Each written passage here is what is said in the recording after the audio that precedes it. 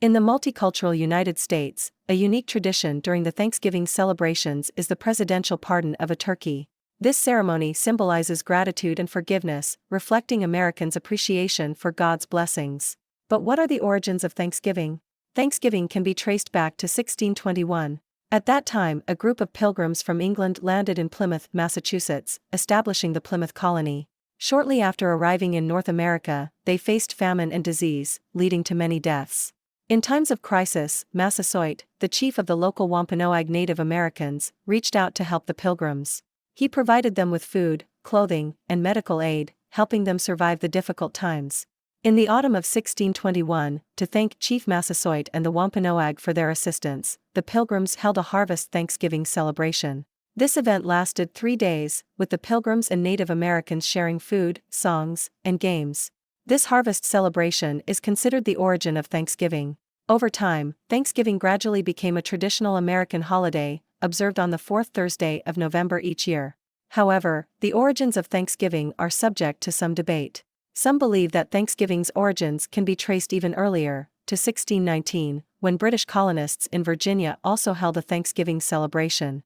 Additionally, the meaning of Thanksgiving has evolved over time. The initial Thanksgiving was a celebration held by the Pilgrims to thank God and the Native Americans for their help. Later, Thanksgiving evolved into a traditional American holiday, where people give thanks for God's blessings and the company of family and friends. After the initial Thanksgiving celebration, the relationship between the Pilgrims and the Wampanoag remained positive, with ongoing trade. However, as more European colonists arrived, the native people's way of life began to be threatened. Colonists, seeking to expand their territories, started encroaching on native lands.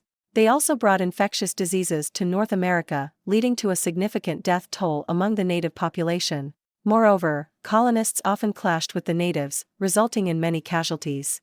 In the 18th and 19th centuries, the United States government implemented a series of policies aimed at eliminating Native Americans. These policies included forcing Native Americans to relocate to reservations, depriving them of their lands and resources, and compelling them to convert to Christianity.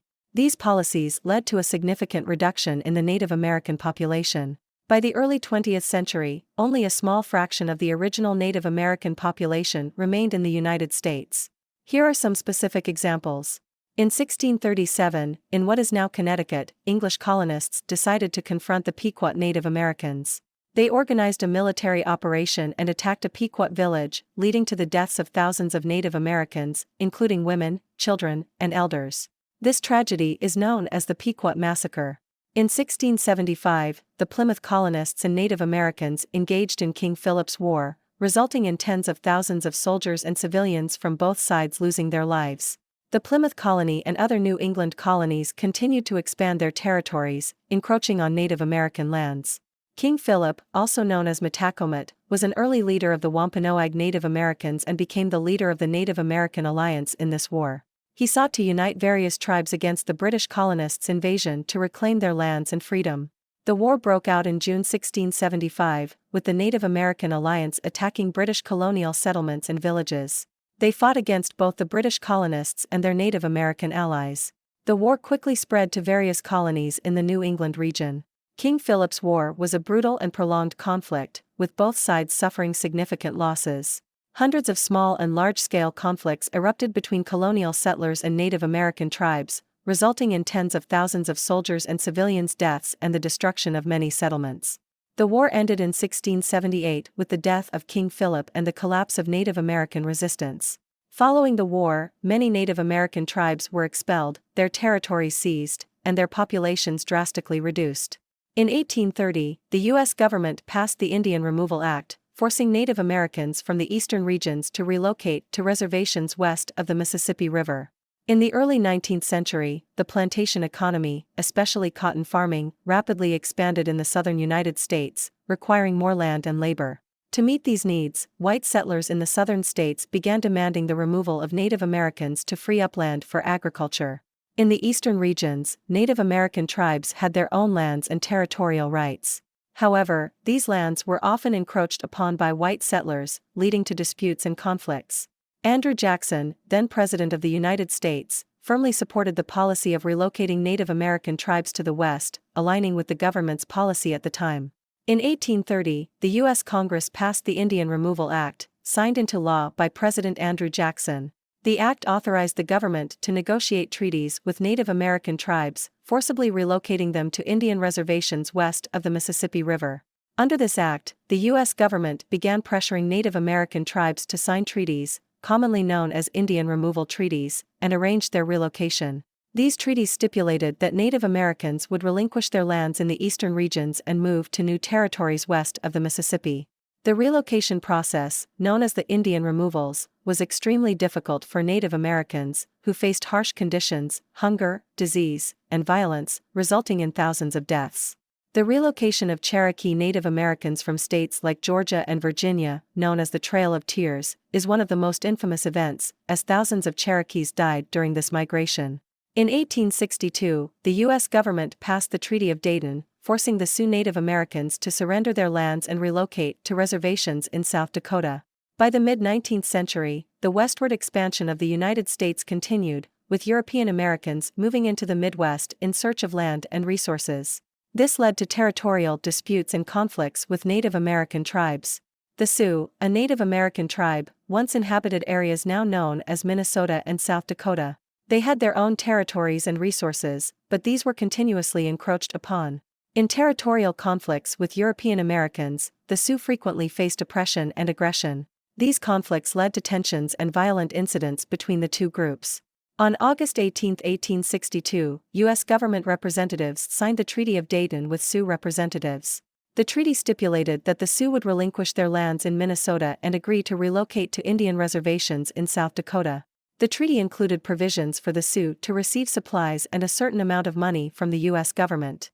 Sioux leaders and representatives may have faced pressure and unfair treatment when signing the treaty, forcing them to agree to its terms. Throughout American history, Native Americans have. Even today, the attention of the U.S. government towards Native American reservations remains limited. These reservations are often located in remote areas, with underdeveloped infrastructure and low levels of economic development. In recent years, with the discovery of resources like oil, Native American reservations have gradually garnered the attention of the U.S. government. However, this attention has brought new challenges. Due to the development of oil resources, Native American reservations are facing issues like environmental pollution, land degradation, and cultural conflicts. Furthermore, the development of oil resources has also led to internal conflicts among Native Americans, even resulting in violent clashes. Here are some specific examples. In North Dakota, the Sioux Native Americans had intense conflicts with oil companies. The Sioux believed that the oil companies' operations have damaged their land and environment and infringed upon their cultural rights. In Alaska, the Alaska Native Federation engaged in legal disputes with the U.S. government. The Federation argued that the U.S. government had not adequately considered the interests of the indigenous people in the development of Alaska's oil resources. The open and free United States can accommodate people from all over the world seeking their American dream, offering asylum, food, and even job opportunities to those who enter the country illegally. This includes benevolent actions by American citizens organizing charitable welfare to help anyone who comes to the United States for any reason, philanthropic projects by wealthy individuals out of necessity, and official welfare organizations of the U.S. government. As a diverse and inclusive society, the United States attracts people from all around the world to pursue their American dream. In this country, even those who enter illegally have the opportunity to find asylum, basic living necessities, and sometimes even job opportunities. This reflects the tolerance and humanitarian spirit of American society. However, why isn't there a practical concern for the Native Americans who selflessly helped the first Anglo-Saxon people to arrive on the American continent, especially when the early development of the United States was built on the tears and blood of numerous Native American tribes, with land and resources usurped and genocidal plans executed without conscience? Have the deeds of the forefathers of America been forgotten? Given the historical suffering of Native Americans, perhaps American society should pay more attention to and assist these indigenous people. While providing assistance to new immigrants is important, the care and support for the earliest inhabitants of the land should not be overlooked. Instead of aiding those who come from afar with unclear intentions, more practical help should be directed towards the Native Americans, helping the few who remain.